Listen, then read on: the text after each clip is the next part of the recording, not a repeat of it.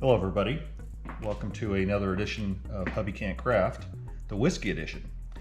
Today's real short video is going to be a little bit of an experiment, and I think we've seen a lot of these come across on some of the Twitter spheres and questions on the Facebook and all that is, what bourbon or whiskey would you use for an experiment? And so, kind of see where I'm going with this here. So let's go look at the cabinet real quick. Hey bud. So, all right, let's see. Quite a decent selection of things to use for an experiment, but I kind of went through a lot of these and I just kind of decided that, you know, these are a little much. This here is pretty readily available, not so much available, kind of expensive, kind of when you can find it, kind of expensive. And down here we have a number of good offerings, which are mostly full, and I'll get into that another time. But I decided we're going to use BTAC, Buffalo Trace. I guess it's not BTAC, it's just Buffalo Trace, because it is readily available here. And hopefully that's all in frame, and we don't need all that junk in the back. There we go. So I looked up as to how to infuse peaches within whiskey or bourbon, and they said to use fresh in season. Well, guess what? This turned out to be a little late for that. So we will not be doing it fresh in season, but what I did do is I pre-thawed these, which are, maybe I should try one, make sure it at least tastes like a peach.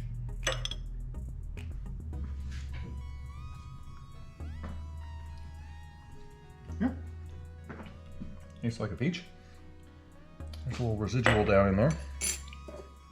So I'm only going to put in, I think, 4 ounces. Maybe I'll do 6 ounces. Was that a 6 or an 8? 4, 8, 12. I'll do 8 ounces, and then I'll fill it up with peaches. I was going to do it the other way around. How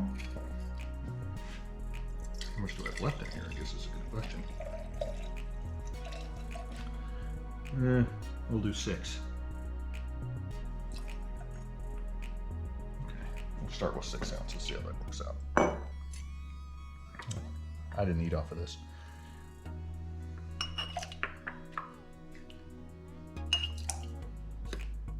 Oh shit, hope I don't need more.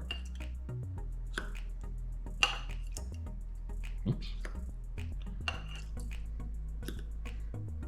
So the deal is, to infuse, we put the peaches in here. I heard other people say, oh, you got to put them in a cheesecloth or some sort of a kind of a bag thing or whatever. And I didn't want to use, you know, I want to say too good of a whiskey. I didn't want to use something that was awful. I didn't want to use too high a proof for a reason that'll become obvious in another video, or maybe this video, depending on how I cut it in. But something that generally is felt to be a decent bourbon, and would make a good base for this experiment of infusing some peaches into the whiskey. And so do that. It says it may only take a couple, you know, like a day, but to try a little bit every day, so that shouldn't be a problem. We'll cap that off, keep it in a cool place, and then they said to, you know, to shake it around every couple times a day for as many days as you decide to keep it. So there we have it. I guess I didn't need it. It's full. Though I did not want to use as much as that was in there because, you know, it is whiskey, bourbon, whatever. So we'll keep coming back to this on occasion and see how it plays out. Thanks for watching.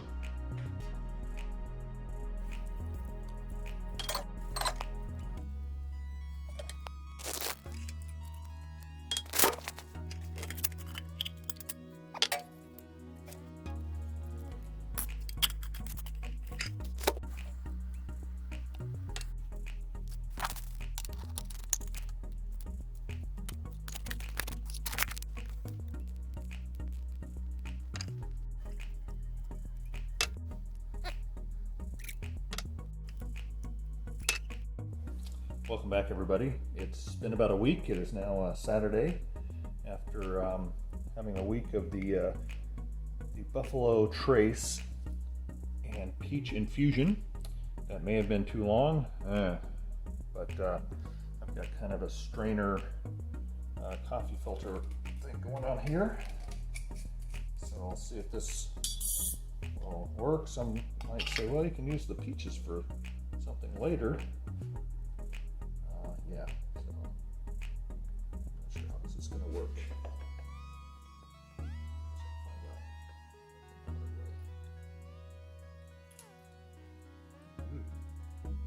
I don't think this is non-chill filtered.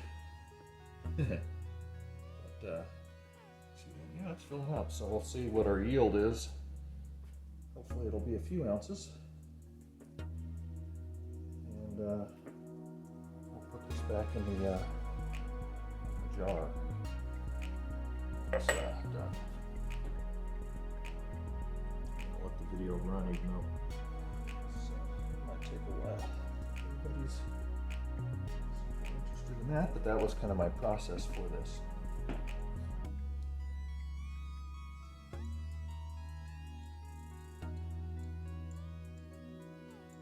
I'm only holding this down on the top so that this filter doesn't slip. I should probably rubber banded it or something, because I think it'll get maybe a little saturated or something. Or I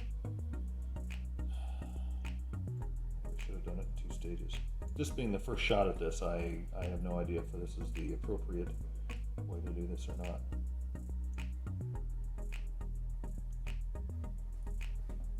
Because there's a lot of booze still in that.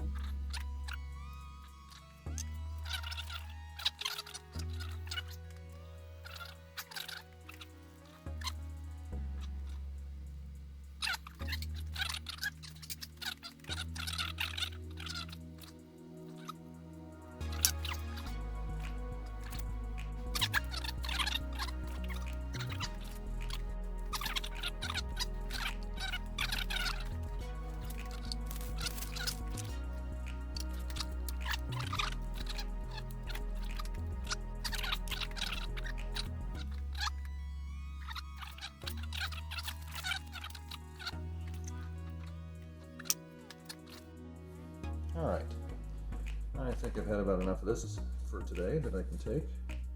Took about 20 minutes to filter almost 6 ounces, so we'll get to that in a second. Move this guy. Oh, this trash smells like peach bourbon. That guy.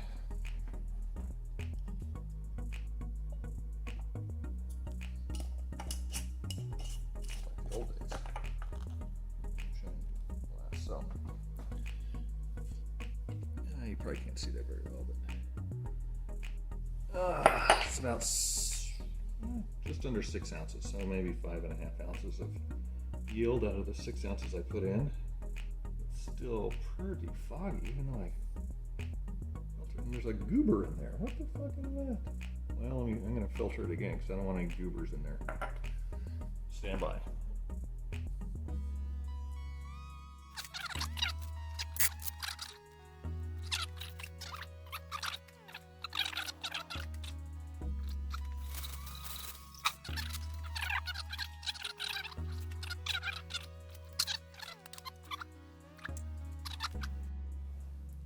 All right, hopefully this is it. I think there's a little residual left in here. I just think we'll chop that up to clog with the filter at the very end.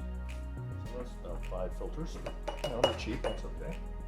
Put our lid back on and check our yield. It's going to be a little bit less because each time you go through the filter, it seems to soak up a little bit. So, We had a metal strainer, but I don't think that was going to do what I was hoping for. So definitely down a little bit more on the yield, probably right at 5 ounces, so about an ounce